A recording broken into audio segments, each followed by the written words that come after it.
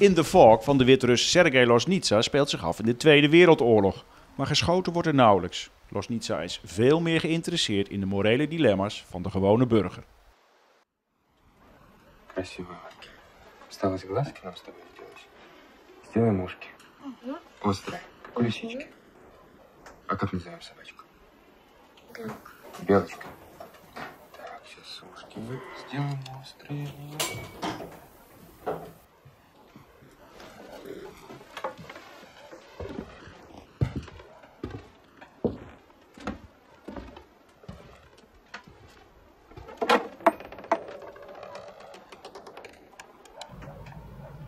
Sushenya, he's wrongly accused of being a traitor, and then he understands at one point that he is doomed and he simply accepts his fate. Can you understand him? Because he's almost like a Christ-like figure. Yes, I can understand him. I can understand. This is a kind of part of Belarusian character. Yeah, this is very, very, I don't know, the precise description of this type of character.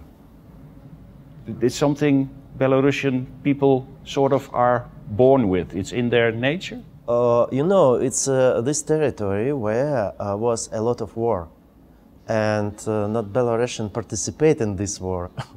It's like, I don't know, the Germans, French, Poland, Tatarian, I don't know, the different kind of army crossing this territory during the war with Russia, or I don't know, Swiss, or... But no Belarusians were fighting? No, they're fighting, but can you imagine the mentality of people who always have this kind of aggression? Задачей каждого из вас является содействие восстановлению своего края.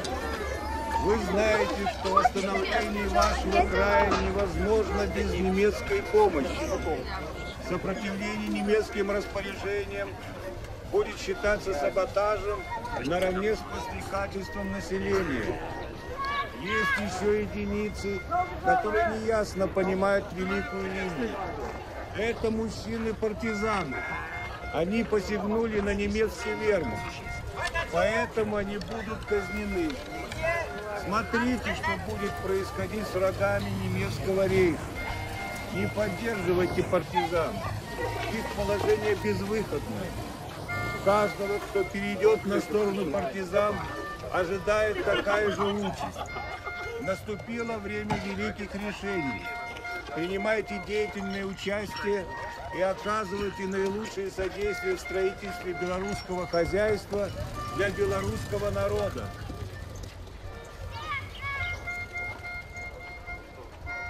Повесить. In the Fog is based on a novel by Vasil Bykov. For those who do not know Vasil Bykov, maybe you can tell a little bit about him, because he's very big in Belarus, right? Oh, not only in Belarus. He participated during the Second World War. He was a lieutenant, and he finished the war in Austria.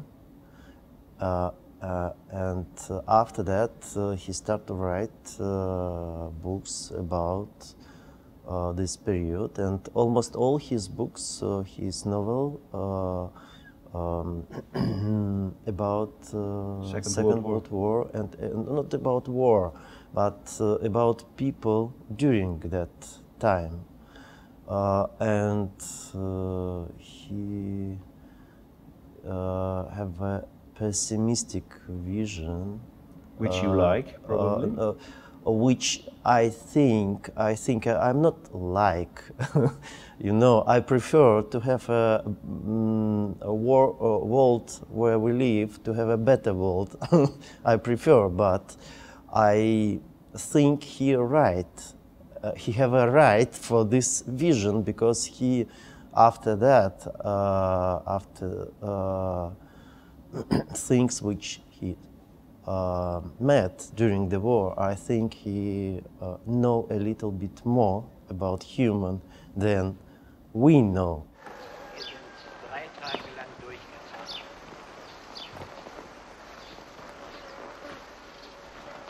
Ohne zu schlafen. Unsere Gewehre runter.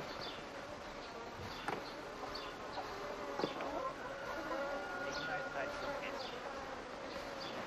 Diese verdammten Flöhe.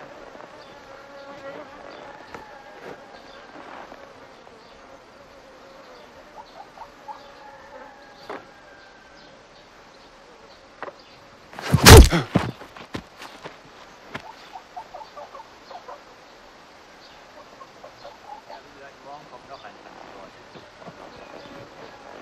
Wer uns zu rubbelt, kommt eh nichts raus.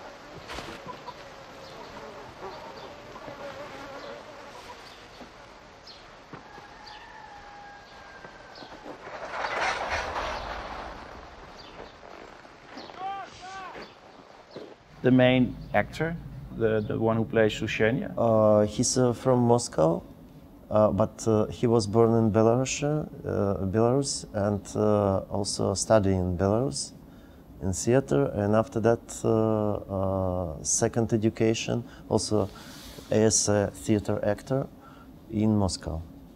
He just finished before shooting, just left institute.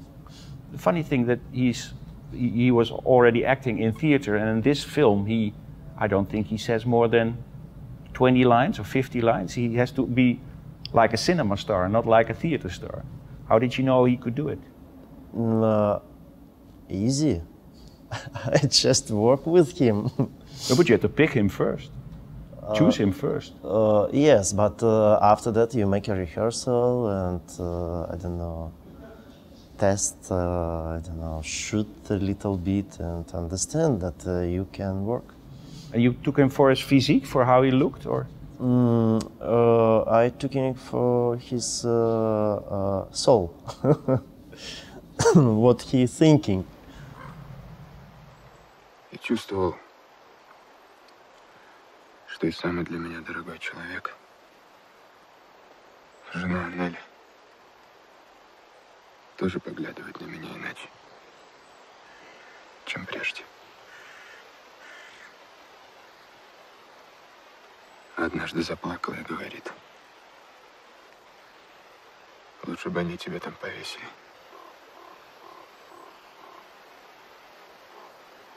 Начал думать, не повеситься ли самому. Ну, как и повеситься. Скажут люди, совесть замучила. Потому что изменник. Like Ulrich Seidel, you made a lot of documentaries before you started with fiction films. How have the two helped each other, do you think? And why turn to fiction? It's the same question as why I make a documentary. Yeah, but you started with documentary. Yeah, but I can start with fiction, but I cannot. You know, because you know, this documentary, it's much more simple. It's another budget. Who give you money for fiction after film school? Ah, so you wanted Show to me start. this crazy producer. And I'll go to him and ask him for money. Yes. But you would have started with I studied fiction. as a feature film director, and after that, you know, when I started, I didn't know about what to make a short feature film. I didn't understand this texture of film. What is it? This phenomenon. And this why I start to make a documentary. Just put camera to the window and shot things which was interesting for me. as And practice almost. As a film, because I have to shoot something.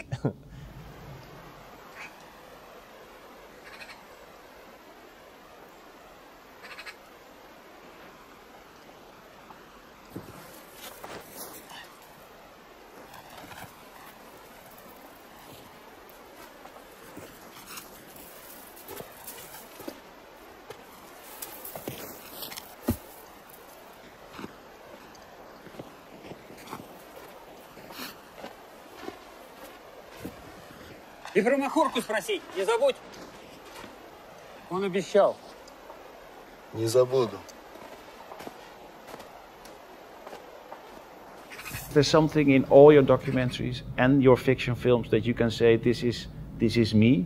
This is me, let's say, trying to understand the world, or is there, what's for you a reason to make a film?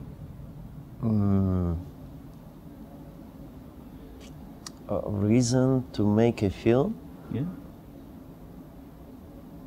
No. I'm doing interviews to understand people, and to understand people, I hope to understand life. But you're making films. That might be with the reason. Yes, but I'm not sure that when you make an interview, you understand people. You can only understand yourself. Can. In good, I don't know, luck, in good case. I make a film, and after that I a little bit understand myself.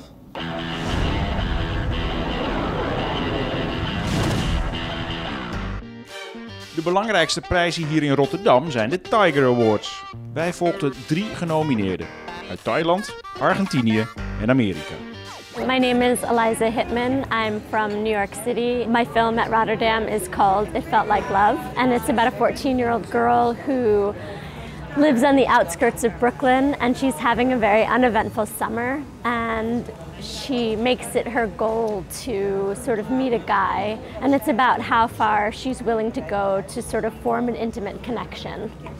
My name is Leonardo Bresicki. I'm from Buenos Aires, and I have a film here in the Tigers competition called Noche. It's about a group of friends that they come back to a country house where their best friend spent his last days, and they give to him a certain private, intimate homage. My name is Visra Vichidvarakan.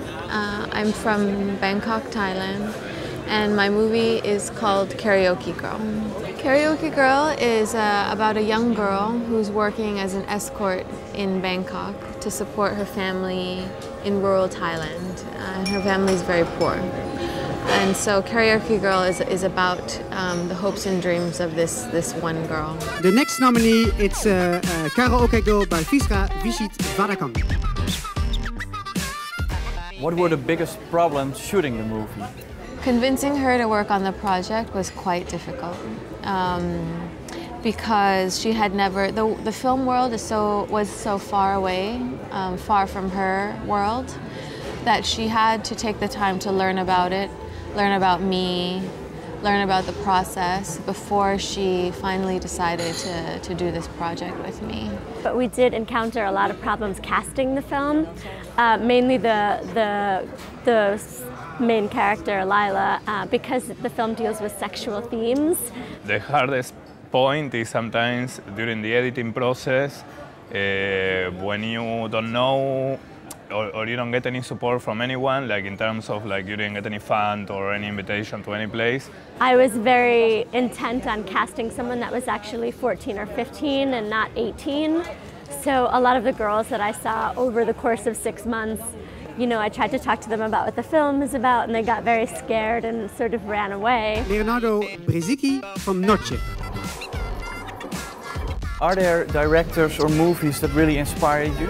Breyer, Tarkovsky, Antonioni, but then I have a lot of contemporary ones now, and I don't know, it's a list very eclectic. Koreeda Hirokazu in Afterlife, that film is one of the most inspiring films for me. I like Darren Aronofsky a lot in the American sense, and in European I like Lucas Moodysson, Lilia Forever, Show Me Love. Felt Like Love by Eliza Hitman. The hours are really good, and so is the pay. Aronofsky is a big name now. What's your ambition? You want to be a director like him, a big name? Sure. No, I think just continue making these type of films, you know, very personal, intimate, and at the moment I'm very interested in this sensorial part of cinema more than the like straightforward storytelling. I love like The Wrestler, and if I could make a movie in the system like that, you know, that would be a huge accomplishment, I think. As long as I'm making films, I'm happy. Goodbye, baby. Yes, I'm going. If you would win the Tiger Award, will it open doors for you? It's a very prestigious award, so I'm sure that we would get some great recognition and attention from winning. You know how it is with awards, like people start really looking, they pay more attention, so it's like another stamp on your film. I would hope that maybe it would make some European co-productions possible in the future, you know, increase my chances at getting into cinema art with the project. I don't know, I guess it's prestige for the most part. The winner of the Heroes Tiger Award is My Dog Killer.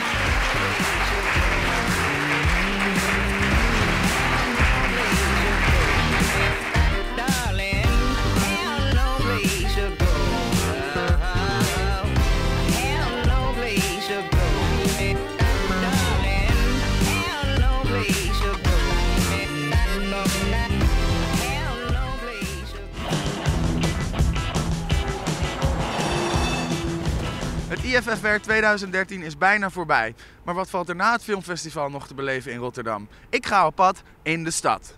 Als je ons nu ergens naartoe zou moeten sturen, waar zou je ons naartoe sturen? Kabouter Buttplug misschien? Kabouter Buttplug? Ja, tuurlijk. Taxi! Nee, jij niet. Mogen we met u meerijden? Maar natuurlijk mag dat. Wij willen graag naar Kabouter Buttplug. Kabouter Buttplug, komt helemaal in orde.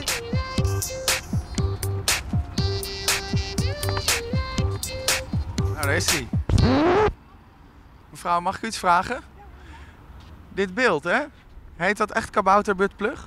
Nooit geweten. Ik zou het echt niet weten hoe het beeld heet. Maar wat denkt u dat het is, dat de kabouter in zijn handen heeft? Nou, het lijkt een beetje op een penis, vind ik. Ja, hè? Zo kijken. Een soort ribbeltjespenis. Dat kan je wel zeggen, ja.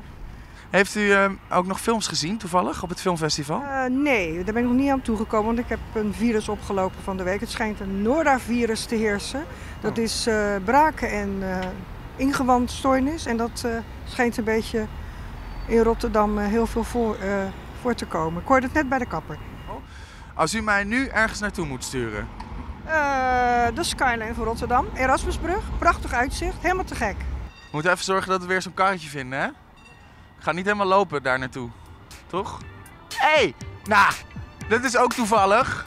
Hallo, we willen graag naar de Erasmusbrug. Kan je lekker hard?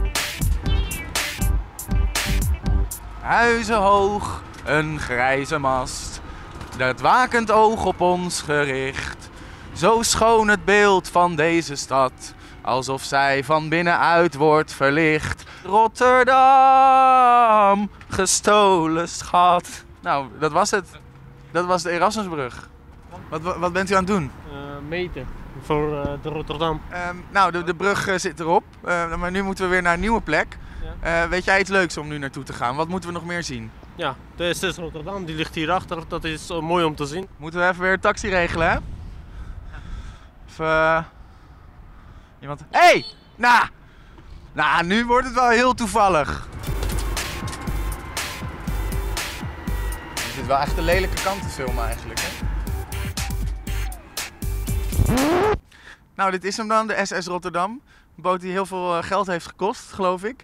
En nou ja, het is een boot die typisch op water drijft. Wat doet u hier in dit afgelegen gebied? Ik heb net gesolliciteerd. Op de boot? Ja, op de boot. Niet? Wist je dat het filmfestival nu was? Nee, dat wist ik niet. Oké. Heb je Titanic wel eens gezien? De Titanic natuurlijk. Als je nu moet kiezen waar ik naartoe ga, waar stuur je me dan naartoe? Als ik jou was, zou ik gewoon lekker kip gaan eten. Kip gaan eten? Kip gaan eten, dat is gewoon Rotterdams. Gewoon doen. Waar dan? Bij de Kentucky.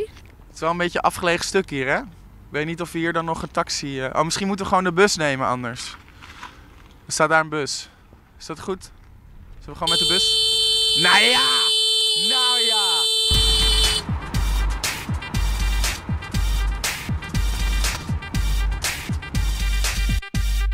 Doe maar een bouquet met 17 hot wings. Dankjewel. Oh, ik moet nog betalen. Zijn jullie naar het Rotterdams Filmfestival geweest? Nee. Waarom niet? We hebben een andere film uitgekozen. We hebben een patépas en ja, vandaar. Ja. En waarom zijn jullie niet naar het filmfestival geweest? Het zijn vaak toch al wel aparte films die ja, niet echt in ons straatje passen, hebben we het gevoel. Nee. En wat dacht je dan? Oh. Ik word gebeld. Mama? Ik bel je straks even terug, ja? Ik ben aan het filmen. Als jullie me nu ergens naartoe moeten sturen, iets wat altijd leuk is in Rotterdam, waar moet ik dan naartoe?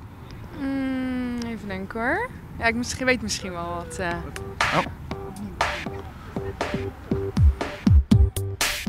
Moeten we even weer een taxi regelen, hè? Of zo. Ik ga niet helemaal lopen daarin, hoor. Jezus! Nou. Eet smakelijk, hè?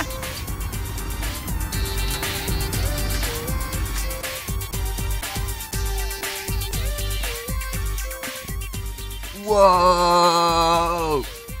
Nu kunnen we gewoon heel Rotterdam in één keer zien. De Erasmusbrug en de Euromast en het station. Weet je wat jij krijgt? Je krijgt de groeten uit Rotterdam.